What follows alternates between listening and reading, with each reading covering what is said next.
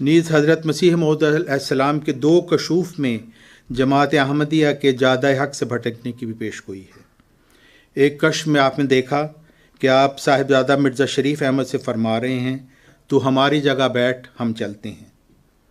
اور پھر ایک اور جگہ آپ نے کشف میں دیکھا کہ کوئی شخص صاحبزادہ مرزا شریف احمد صاحب کی طرف اشارہ کرتے ہوئے کہتا ہے بادشاہ آیا۔ اور ان کشوف میں اللہ تعالیٰ کی طرف سے ایک پیغام تھا کہ حضرت مرزا شریف احمد صاحب کی اولاد میں سے ایک شخص حضرت مسیح موعود علیہ السلام کی تعلیم سے مکمل انحراف کرنے کے بعد گویا حضرت مسیح موعود علیہ السلام کی ان کی تعلیم کے ساتھ رخصت کر دے گا، نیز خلافت مکمل طور پر ملوکیت میں تبدیل ہو جائے گی۔ اور یہی ہوا کہ حضرت مرزا شریف احمد کے پوتے حضرت مرزا مسرور احمد کے دور میں قادیانی نظامی احمدیوں نے حضرت مسیح موعود علیہ السلام کی تعلیم کو چھوڑ دیا ہے اور خلافت پورے طور پر ملوکیت میں تبدیل ہو چکی ہے اور توحید کو ہمیشہ کے لیے خیر بات کہہ دیا گیا ہے۔ پھر حضرت مسیح موعود علیہ السلام نے فرمایا کہ مسیح کے دمشق سے اترنے سے یہ مراد ہے کہ دمشق اہل تثلیث کا ایک بڑا مرکز رہا ہے اور قادیان کو دمشق سے تشبیہ دی گئی کیونکہ آپ کی قوم میں یہودی صفت اور یزیدی صفت لوگوں نے پیدا ہونا تھا، چنانچہ آپ کو الہام ہوا اخرجا منہ الیزیدیون، اور آپ کی قوم میں سے ہی توحید پر ایک بہت بڑا حملہ ہونا تھا۔ پھر آپ کو الہام ہوا خذوا التوحید توحیدا یا ابنائے فارس، توحید کو پکڑو اے ابنائے فارس۔ اس الہام سے ظاہر ہوتا ہے کہ توحید پر شب خون مارنے والے آپ کی اولاد میں سے ہی یعنی ابنائے فارس میں سے ہوں گے۔ غیروں سے کرنا الفت کب چاہے اس کی غیرت،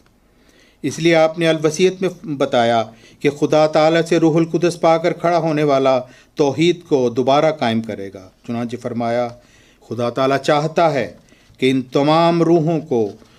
جو زمین کی متفرق آبادیوں میں آباد ہیں، کیا یورپ اور کیا ایشیا، ان سب کو جو نیک فطرت رکھتے ہیں توحید کی طرف کھینچے اور اپنے بندوں کو دین واحد پر جمع کرے۔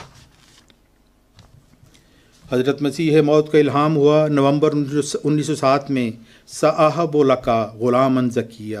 رب ہب لی ذریۃ طیبہ انا نبشرک بغلام اسمہ یحییٰ الم تر کیف فعل ربک باصحاب الفیل۔ میں ایک ذکی غلام کی بشارت دیتا ہوں، اے میرے خدا پاک اولاد مجھے بخش،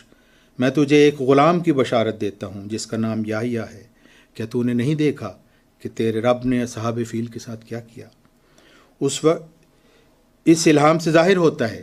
کہ جب موعود بیٹا مبعوث فرمائے گا اس وقت اصحاب فیل کے حملہ کی طرح توحید پر ایک عظیم حملہ کیا جائے گا اور اللہ تعالیٰ اپنی تدبیر سے توحید کو اس حملہ سے بچائے گا۔ جس طرح اللہ تعالیٰ نے خانہ کعبہ پر ہونے والے حملوں کو چھوٹے چھوٹے پرندوں سے ناکام و نامراد کر دیا تھا،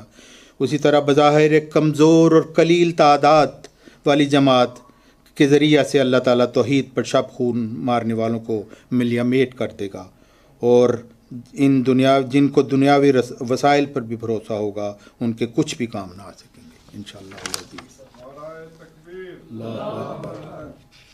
بس اے ابنائے فارس، اللہ تعالیٰ کی آواز پر لبیک کہتے ہوئے توحید کی راہ پر واپس آ جاؤ اور اس خالق ارض و سما اور وحدہ لا شریک خدا کے غضب کو دعوت مت دو، ورنہ یاد رکھو تمہاری جائیدادوں، تمہارے نذرانوں، تمہارے اونچے شملوں سمیت تمہیں اوندھے منہ ہاویہ میں گرا دیا جائے گا جو یقیناً ایک بہت برا ٹھکانہ ہے۔